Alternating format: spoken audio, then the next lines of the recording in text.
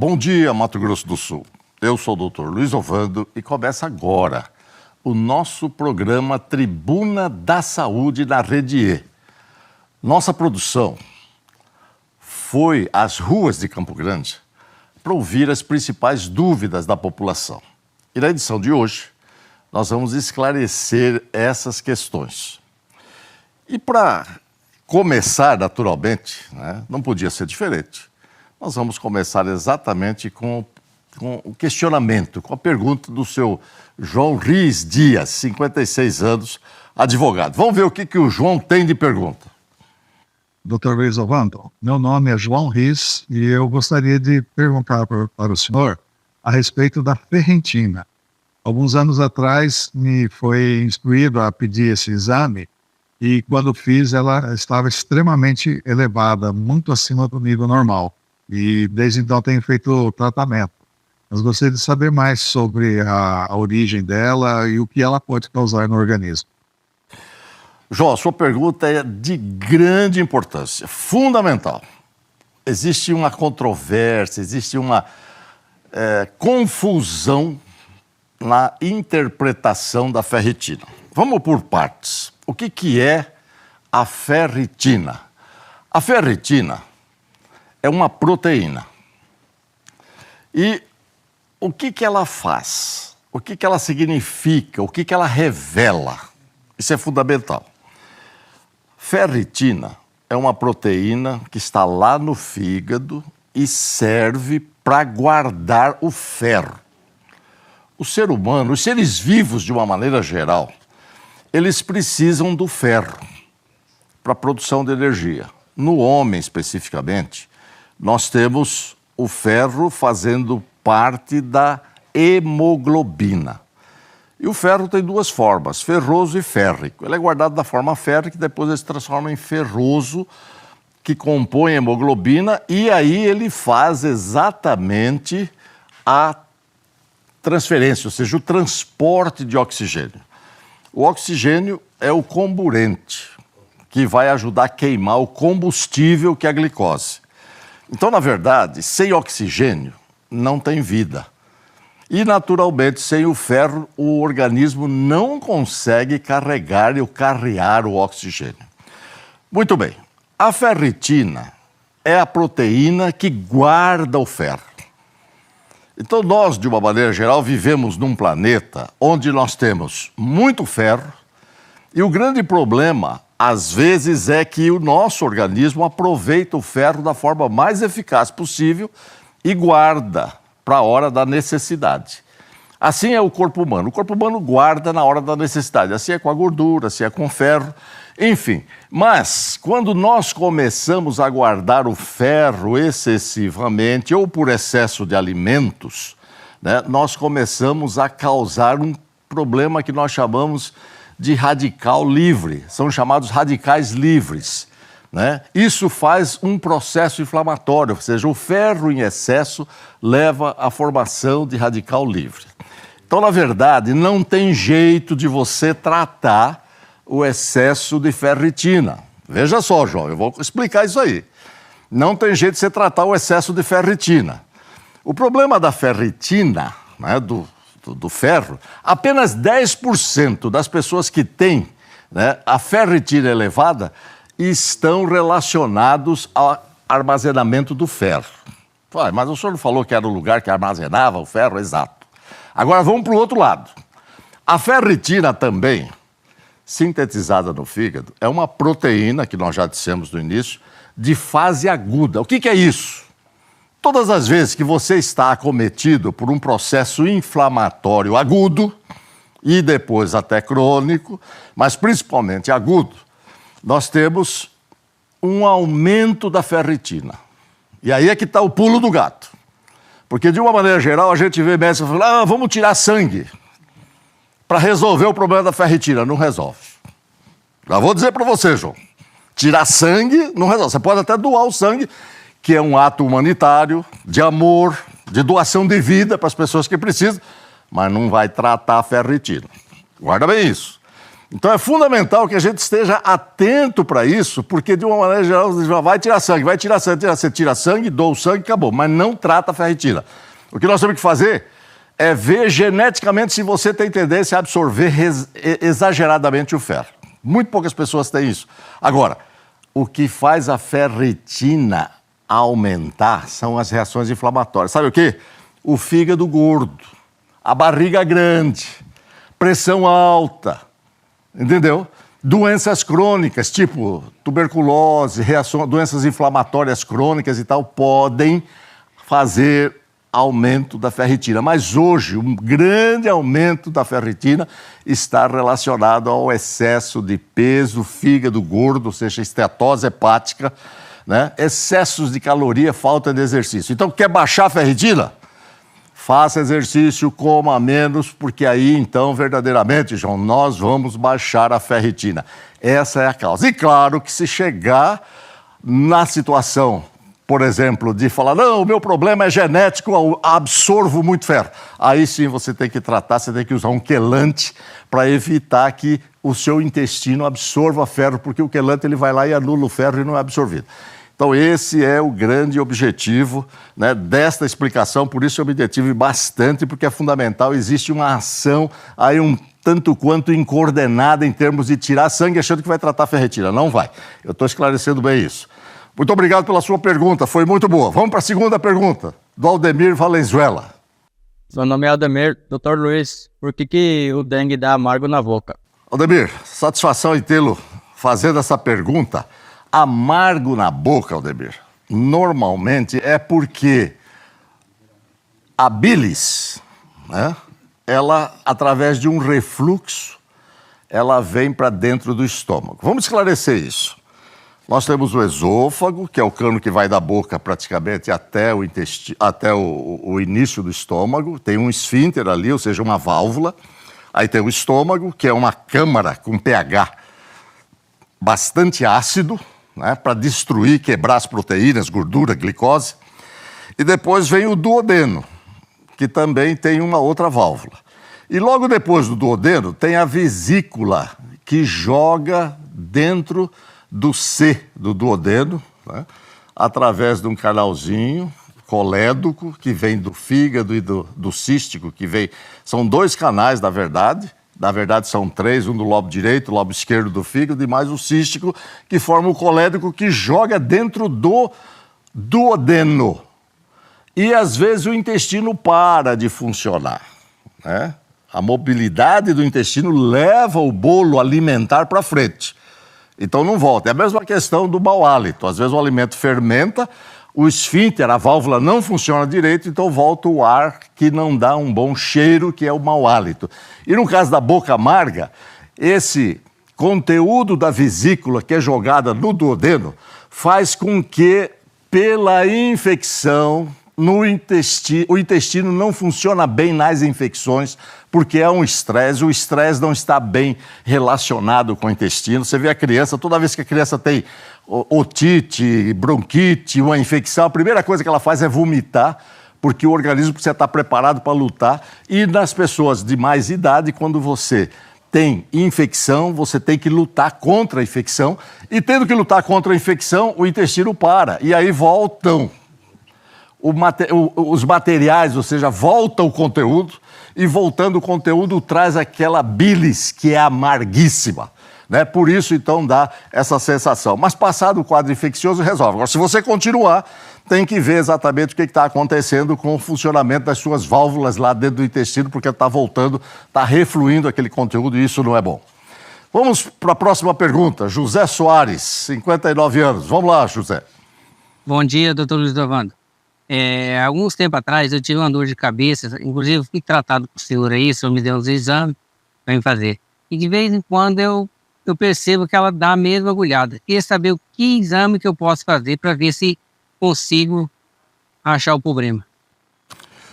José, dor de cabeça, ela é tida assim, muitas vezes ela é mal interpretada, né? Por exemplo, as pessoas relacionam muito dor de cabeça com pressão alta. Essa relação em quem já tem pressão alta e sabe que a cabeça dói quando a pressão está alta, é ótimo. Muito bom, já é uma pista boa. Mas tem muita gente que tem dor de cabeça por uma tensão, por um estresse, por dor na coluna cervical que se irradia para o couro cabeludo. E aqui, José, eu quero esclarecer o seguinte. Nós temos no crânio uma camada fina de músculo. E todas as vezes, por alguma razão, nós estando tenso, ou às vezes o músculo contraído no pescoço para defender aquela articulação que não está funcionando adequado, pela posição errada do pescoço, faz com que haja contração. E essa contração geralmente é espasmódica, é como se fosse uma contratura, um espasmo, e aí dá pontada. As pessoas falam, ai, que dor de cabeça deu aqui. E aí ficam preocupados, vão no médico, pedem tomografia, ressonância, não vai aparecer nada. Porque a dor de cabeça relacionada a problemas dentro do crânio não se apresentam com pontadas. Elas são dores de cabeça insinuosas, vão aumentando gradativamente, e aí você tem que ver se é uma falta de sangue, se é um processo inflamatório, mas geralmente vem junto com febre, como é o caso da meningite, da encefalite, se é um tumor, se é um sangramento, geralmente é súbito e a pessoa já tem uma dor de cabeça muito intensa e já perde o nível de consciência, já altera, enfim. Então isso que você tem, José, basicamente é tensional. Você procura saber por que está tendo isso. Se você tem alguma posição viciosa, é bom corrigir para evitar esse tipo de coisa. E claro, se a sua pressão for alta, tratar. Se você está se aborrecendo muito, evitar, né? As coisas realmente têm que ser vistas e esclarecidas. Esse é o motivo. Vamos para a nossa quarta pergunta, do Kelvis Benítez. Doutor Luiz, meu nome é Kels. Eu gostaria de saber o que causa as verrugas no corpo. Kelvis, verruga é coisa simples. É uma virose, né? É o papilomavírus. Então, a gente queima, a gente corta e cuidado para não usar toalha, roupa de outras pessoas que têm verruga, porque ela contamina. É só isso. A verruga acontece exatamente por isso. Vamos à nossa próxima pergunta, que é a última deste bloco, que é do Rudinei Amaro, 54 anos. Vamos lá, Rudinei. Doutor Luiz, eu queria tirar a informação sobre a esposa pegou uma cirurgia no joelho, pegou uma bactéria. O que faz para se tratar?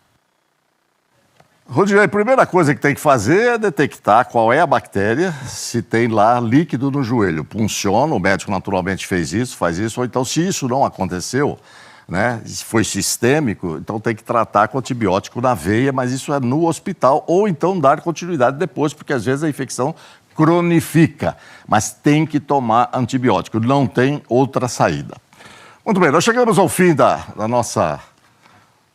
nosso primeiro bloco, né? E insisto com você que continue aí, porque tem muito mais perguntas interessantes. Nós já voltamos, não saia daí.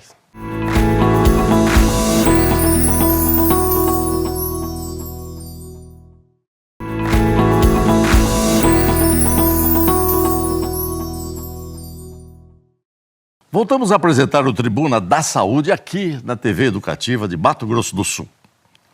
Acompanhe ao vivo pelo portal da Educativa e participe pelo WhatsApp 998321122.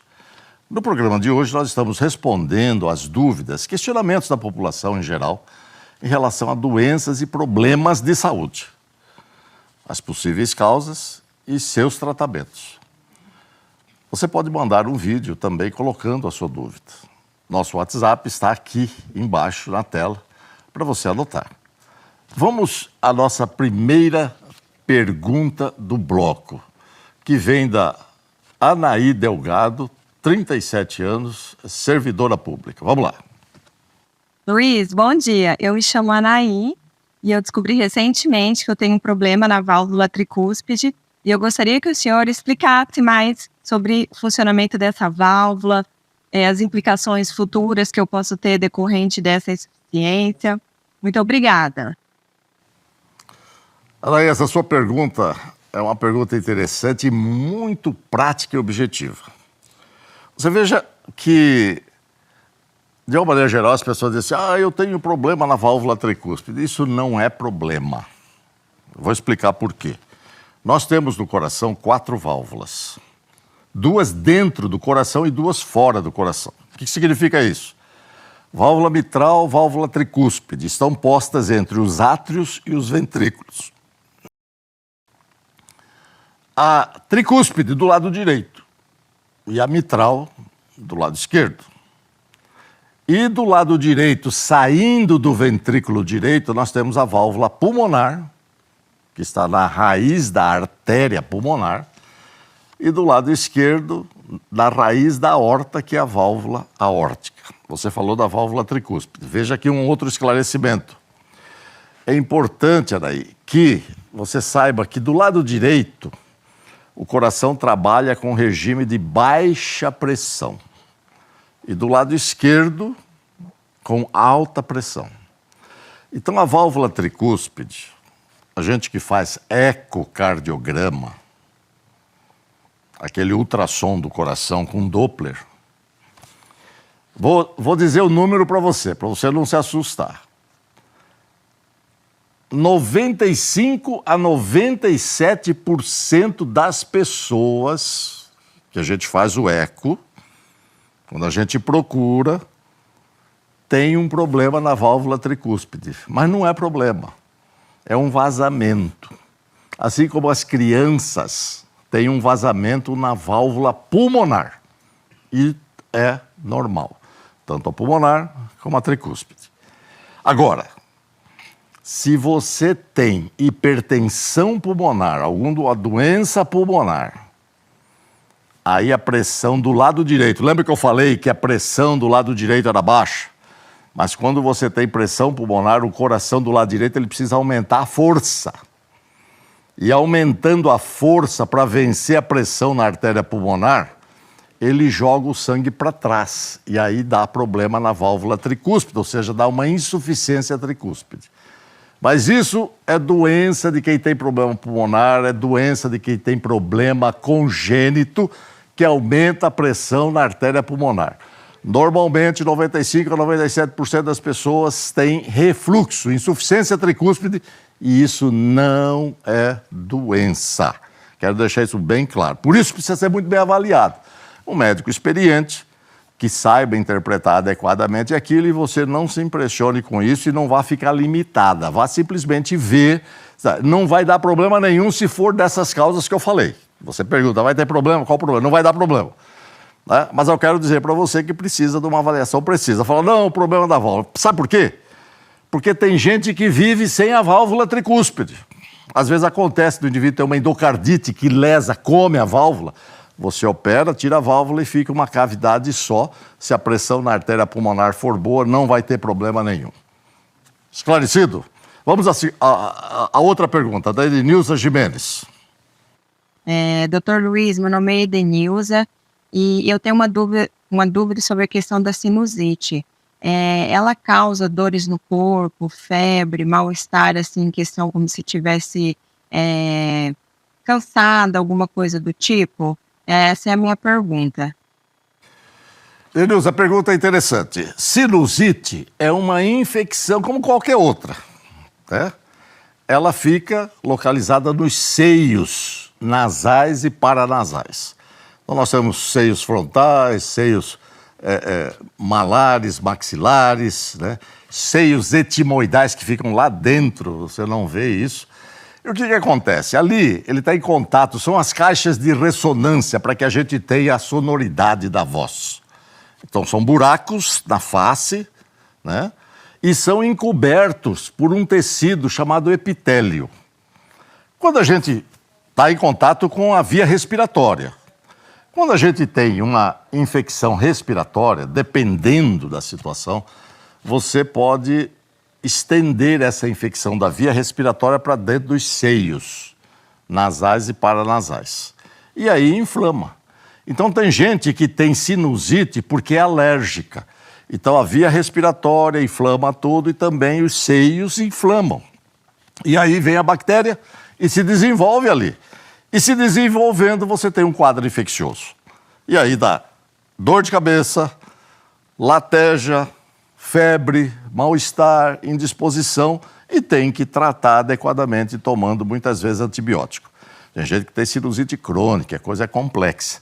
E aí você tem que ir para a mão do otorrino para ver o que pode ser feito, se opera, se drena, se coloca alguma substância para anular essa cavidade, enfim. Mas isso é um processo mais avançado. A sinusite normal é alérgica ou infecciosa em decorrência de uma extensão da infecção das vias aéreas superiores.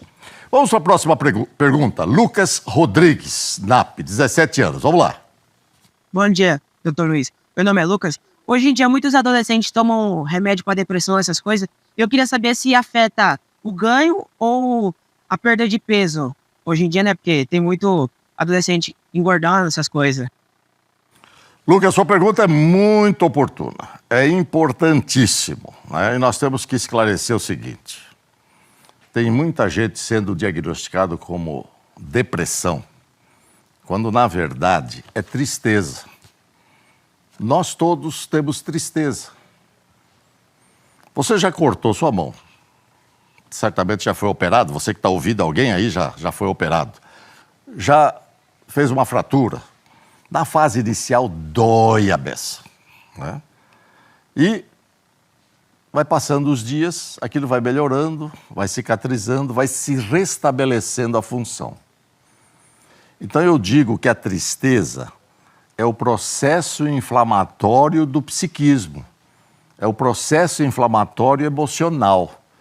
Todos nós temos a tristeza, aquela sensação de perda, só que tem um tempo assim como a inflamação. 7, 10, 15 dias, um mês. E aí já tem que estar restabelecido. Porque se continuar, aí você terá naturalmente um problema, tanto da inflamação da pele, ou do intestino, ou de qualquer órgão, como também da inflamação psíquica. O que acontece, Lucas, é que infelizmente as pessoas não querem mais sentir tristeza. Já corre para o médico, fala, eu estou triste, o médico para se livrar já passa um antidepressivo, né? Não estou dizendo que este seja o seu caso. Deixa eu esclarecer bem isso aí. Eu estou fazendo uma análise das circunstâncias que nós vemos no dia a dia. A pessoa foi mal na prova. Eu estou deprimido, fica dormindo, vai tomar antidepressivo. Negativo. Não tem que tomar antidepressivo. Tem que enfrentar, ir para a luta, estudar, porque você vai sair bem, porque você vai aprender. Você é um cara normal. Só que as pessoas começando a usar antidepressivo, e grande parte dos antidepressivos, eles acabam causando aumento do apetite. E aí a pessoa fica exatamente obesa. Então os antidepressivos têm esse tipo de efeito colateral. Alguns poucos não têm, mas a maioria tem. Então é importante que você enfrente a tristeza. Agora, não negligencie o diagnóstico. Se você for realmente de família com depressão, tem que tratar adequadamente. Não tem que minorar esse problema e dizer, não, eu não tenho, é só tristeza e tal. Não, vai tratar adequadamente. E outra, exercício físico resolve 50% das depressões diagnosticadas. Reduz significativamente. Também faz parte do tratamento. Vamos para a próxima pergunta. Agora, da Kelly Aparecida. Luiz, meu nome é Kelly. Eu gostaria de falar sobre endometriose. A minha mãe operou dessa doença. Eu queria saber o que causa e qual o tratamento. Kelly, endometriose, o útero tem um tecido específico, né? Tem a parte muscular e tem a parte que prolifera ciclicamente, na dependência das variações hormonais. Então, por ocasião dos 15 dias logo após a menstruação, há um aumento do tecido para receber o concepto. Quando isso não acontece, até o 28º, 30º dia, então ele descama, que sangra, que é a menstruação. Então a endometriose é o tecido uterino em outras partes do corpo. Infelizmente, isso é uma má formação. Não tem jeito de prevenir. Não tem. Porque isso daí é por ocasião da concepção. Quando a criança é concebida, esses tecidos já são anormalmente colocados. E a gente não sabe por que isso acontece. Agora, tem que ficar sempre alerta. Se começa a ter dor no intestino, diarreia, sangramento intestinal, se começa a ter dor nas costas, enfim, por ocasião da menstruação, e muitas vezes leva à infertilidade, então é importante que procure e saiba realmente o que é, porque aí tem forma de controlar e o ginecologista vai naturalmente orientar adequadamente. Vamos à nossa próxima pergunta. Boa tarde, doutor Luiz. Meu nome é Ney, eu gostaria de saber sobre varizes. Uma pessoa que já está com a perna bastante comprometida. E esse tratamento, a espuma, se realmente funciona. E qual é o melhor tratamento? O senhor pode nos dar informação sobre o tratamento a laser também? Qual é o melhor? Laser ou espuma? Neide, varizes é a dilatação das veias. E nós, para termos um tecido saudável, seja na perna, seja no coração, no intestino, no cérebro, nós precisamos ter a integridade do funcionamento das artérias e arteríolas e das veias que trazem o sangue de volta. Então veja, quando você tem um processo de dilatação da veia, que chama-se variz, e o plural é varizes, né? Nós começamos a ter dificuldade da drenagem daquele sangue que já cumpriu a sua função, que foi oxigenar aquele tecido. E aí isso leva a inchaço, extravasamento de ferritina, que nós comentamos aqui no início do programa. E isso leva a uma reação inflamatória.